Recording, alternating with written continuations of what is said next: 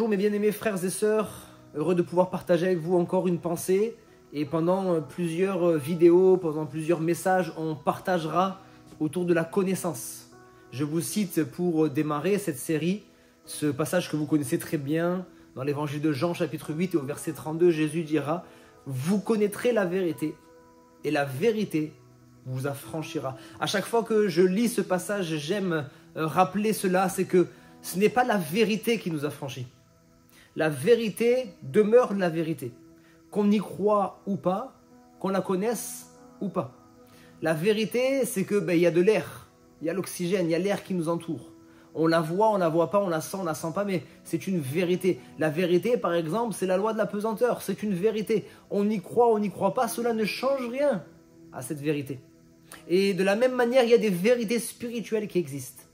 Et ces vérités-là, qu'on y croit ou qu'on n'y croit pas, ne changent pas. Mais ce qui peut nous libérer, ce qui peut nous rendre libres, nous affranchir, c'est de connaître cette vérité, d'en avoir conscience. Ça veut dire qu'à l'inverse, le mensonge nous rend esclaves.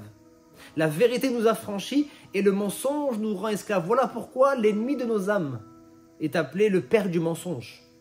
Il est là pour nous mentir constamment, nous mentir sur les plans de Dieu, nous mentir sur notre identité, nous mentir sur ce qu'il veut nous donner également. Il vient nous en mettre plein la vue, nous donner l'impression qu'il va nous donner beaucoup de choses, mais en réalité, par rapport à ce qu'il nous enlève, ce qu'il peut nous donner ne vaut pas la peine. Oui, dès le commencement, Satan est venu pour tromper Adam et Ève. Et il a voulu mettre en eux le mensonge. Et dans nos vies, il y a tellement de mensonges qui nous tiennent esclaves. Je veux lire avec vous également ce passage que vous connaissez, Osée chapitre 4, verset 6. « Mon peuple périt parce qu'il lui manque la connaissance. » Et vous avez remarqué que Dieu n'intervient pas. Le peuple de Dieu, son peuple, est en train de périr et Dieu n'intervient pas. Sous-entendu, Dieu n'excuse pas le manque de connaissance. Aujourd'hui, nous sommes à l'ère où il y a tellement de possibilités.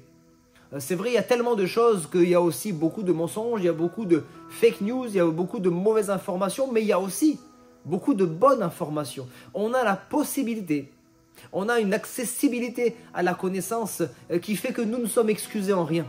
Nous n'avons aucune excuse pour ne pas avoir accès à la connaissance. Alors le Seigneur, il nous dit que si nous périssons, c'est parce qu'il nous manque la connaissance. Nous devons connaître. L'ennemi est là pour nous tromper. Et puis, un autre passage dans Jean chapitre 17, verset 3, là aussi, c'est une parole du Seigneur Jésus. Il est dit, la vie éternelle, c'est qu'ils te connaissent. La vie éternelle, c'est qu'ils te connaissent. Et le terme connaître, là, en grec, c'est apprendre à connaître. C'est venir à la connaissance, savoir, comprendre. Il y a encore cette notion-là de connaître, mais pas simplement intellectuellement, mais de comprendre. Il y a cette notion-là d'apprendre à connaître. Ce n'est pas une connaissance qui arrive comme ça en un instant. C'est une démarche, c'est un désir d'apprendre à connaître de plus en plus. Alors je terminerai avec 1 Chronique chapitre 28 verset 29. Oui, 1 Chronique chapitre 28 verset 9. « Et toi, Salomon, mon fils, connais le Dieu de ton père. Et sers-le d'un cœur dévoué et d'une âme bien disposée, car l'Éternel sonde tous les cœurs et pénètre tous les desseins et toutes les pensées. Si tu le cherches, il se laissera trouver par toi. Mais si tu l'abandonnes, il te rejettera pour toujours. Toi, Salomon, mon fils, connais le Dieu de ton père. » Et c'est un encouragement que j'aimerais vous donner. Vous devez chercher à connaître Dieu de plus en plus, le connaître véritablement.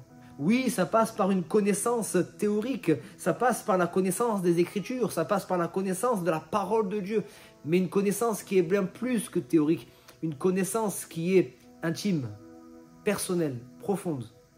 Connaître le cœur de Dieu, connaître l'intimité de Dieu, connaître la présence de Dieu, connaître les plans de Dieu, connaître la volonté de Dieu. Et ça, c'est tout un travail.